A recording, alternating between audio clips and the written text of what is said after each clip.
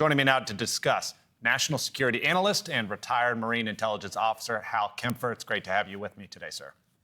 Thank you, Alex. So clearly, it's unclear how long these ceasefire talks will last, or at least the ceasefire that's in place, especially because of India just now accusing Pakistan of violating that deal. So what are the possible global impacts if this ceasefire does not hold?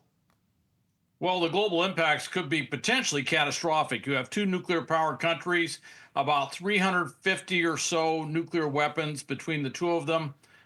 Each warhead, about 40 kilotons. That's about 3 times the size of what hit Hiroshima at the end of World War II.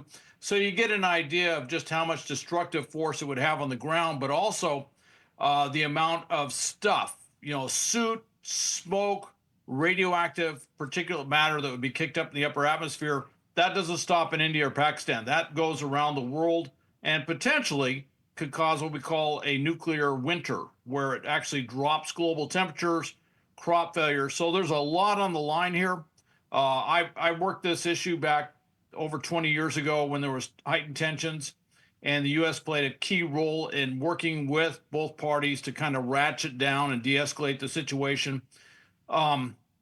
One hopes that there is a peace deal, or at least a truce, I should say, a ceasefire. One hopes that sticks, and it's not quite clear if maybe on an operational tactical level, word didn't get to a particular unit, and that could have been how that attack took place that, quote, broke the ceasefire.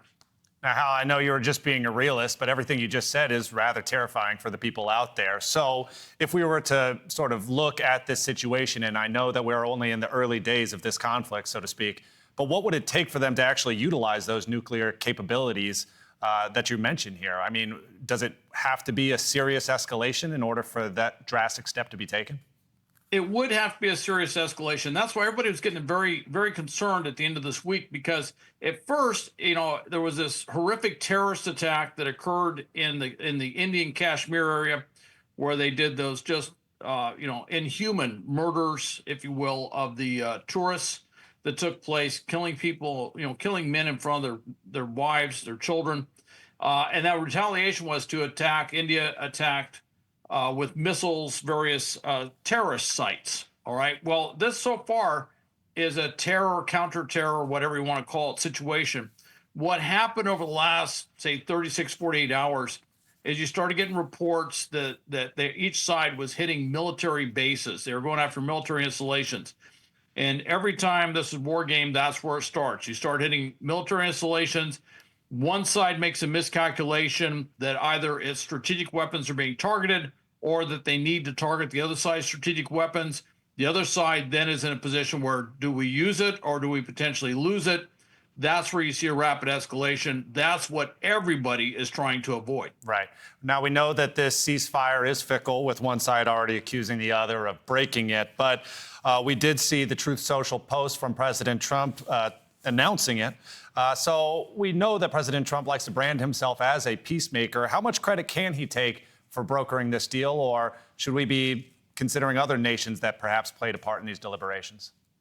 Well, I think other nations probably were talking to both parties, but the U.S. plays a unique role. Other nations don't have the status that we have. We have a strong relationship with both Pakistan and India. We can pick up the phone, they listen to us. By the way, we know more about nuclear weapons than probably anybody in the world. China's not going to intervene on this because India and China have, a contentious situation on the border there. Russia is certainly not going to play a role in something like this. And the European nations just don't have the same status as the United States. So every time this has happened before, the U.S. has stepped up. We play a key role. Both countries listen to us. I think if the ceasefire sticks, certainly President Trump can claim a lot of credit for that. I think the United States as a whole, the Trump team, if you will, especially Marco Rubio, can take a lot of credit for having de-escalated the situation. Right. And in the past, de-escalation usually leads to a longer-term truce. Okay, that's national security analyst and retired Marine intelligence officer Hal Kempfer. Thank you very much for your insight today, sir. All right. Thank you, Alex. The National